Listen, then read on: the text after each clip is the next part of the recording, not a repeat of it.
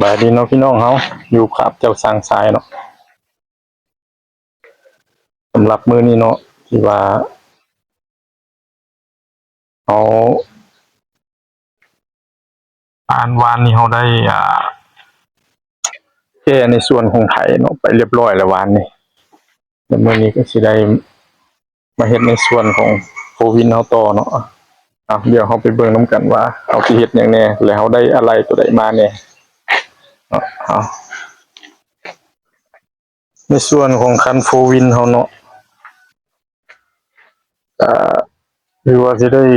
เอากระโป้งนี่เนาะลงมาเช็กเบิ่งว่ามันซึมบนใดเนาะซึมบนใดเพราะว่าคือว่าติดกาวที่ยังดีแล้วหรือว่าทางน็อตบนแน่นบ่จำบ่ก็สิลองเบิ่งลองเอาออกมาหันตืมอีกเบิ่งแต่ส่วนของตีนเนาะกระทะเฮานี่แม่นหนาๆสร้างทรายได้จอดเป็นตุ่มไว้ละจอดเป็นตุ่มไว้เนาะเพื่อว่ามันสิล็อกตีนเนาะล็อกขัดกับมันนี้ไว้เนาะเพื่อเวลามันหยางอ่อนหน่อยนึงเนาะเพื่อเฮาบ่ฮู้เนาะมันอ่อนหน่อยนึงถ้ามันอ่อนหน่อยนึงแล้วกระทะมันสิมีแต่กระทะหมุนตีนบ่หมุนเลยเฮ็ดให้จุกนี่ขาดเนาะจุกยางในนี่ขาดเสียหายเนาะสร้างทรายเลยจอดเป็นตุ่มนี้ไว้จอดเป็นตุ่มไว้เพื่อให้มันกอมันล็อกเวลามันสิยางอ่อนแล้วให้มันหนาๆบ่หมุนแต่ถ้าคันอ่อนหลายอีหลีก็ยังหมุนคือเก่าเนาะคันสมมุติว่ามันอ่อนหลายอีหลีเนาะแต่ว่าคันอ่อนส่ำใดส่ำหนึ่งแบบเฮาบ่ได้สังเกตนะเฮาบ่ฮู้อะนะเพราะว่าเฮาใช้แล้วเฮาก็บ่ค่อยได้เช็กลมยางเนาะก็ได้อะไรมา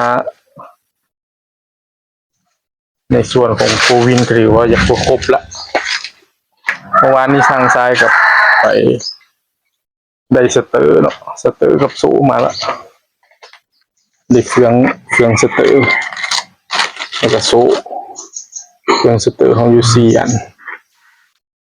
เนาะเครื่องสเตอร์เฮาแล้วก็โซ่นี้หนาเนาะหนา12มิลเนาะนี่เป็นเครื่องโซ่หนา12มิลโซ่นี่ก็เส้นหนึ่งเนาะเส้นหนึ่งยาวตามห้านเพิ่นว่ายาว3 เมตรเป็นโซ่ใหญ่โซ่ใหญ่เลย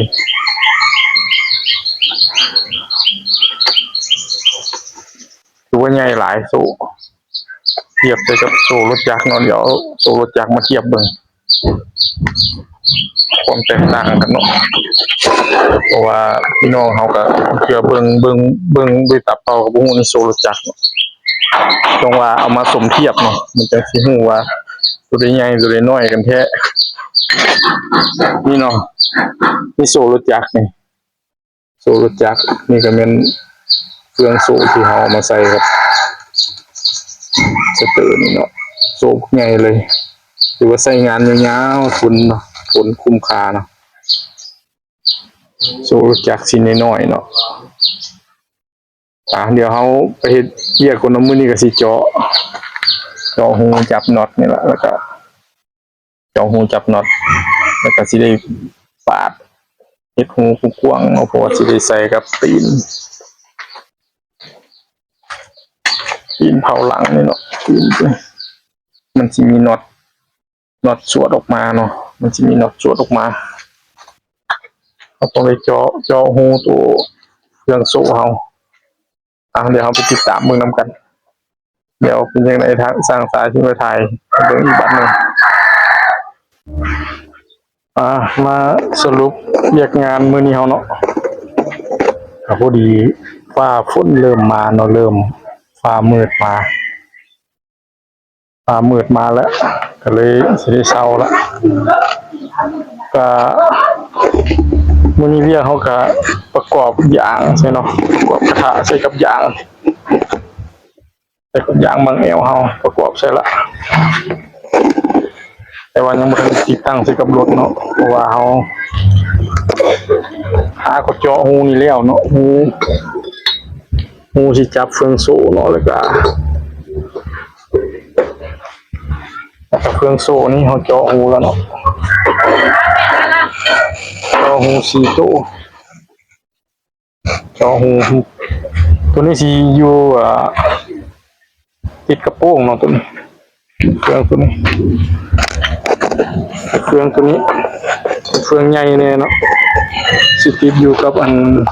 เผาของกระปุกเกียร์เนี่ยสิติดอยู่เสียติดอยู่เผาของกระปุกเกียร์ไปเจาะแล้วมื้อนี้แต่มื้ออื่นยังมาสืบต่อเนาะเอาน็อตมาจับใส่เนาะมื้ออื่นมีกระจอหูใหญ่ขึ้นเนาะมือก่อนเป็นหูน้อยๆกระจอหูใหญ่ขึ้นก็สิประมาณนี้เนาะเรียงงานของมื้อนี้ฟ้าฝนเริ่มครึ้มเริ่มมืดมาฝนเริ่มตกสิประมาณนี้ล่ะฝากพี่น้องเฮาติดตามไปนำกันเนาะคันนี้เนาะโฟวินเฮาว่ามันผลงานเฮาสิเป็นจังไดการทดเฟืองทดรอบเฮาสิเข้ากันบ่เดี๋ยวมื้ออื่นเฮามาติดตั้งซื่อๆเนาะแต่ว่ายังสิได้เอาตัวโป้งอันลงมาเช็คใหม่เพราะมันซึมเนาะมันซึมมาเช็คใหม่เบิ่งจังได๋ก็ฝากพี่น้องเฮากดไลค์กดแชร์กดติดตามให้สร้างสายนี่เด้อขอบใจพี่น้องเฮาหลายๆ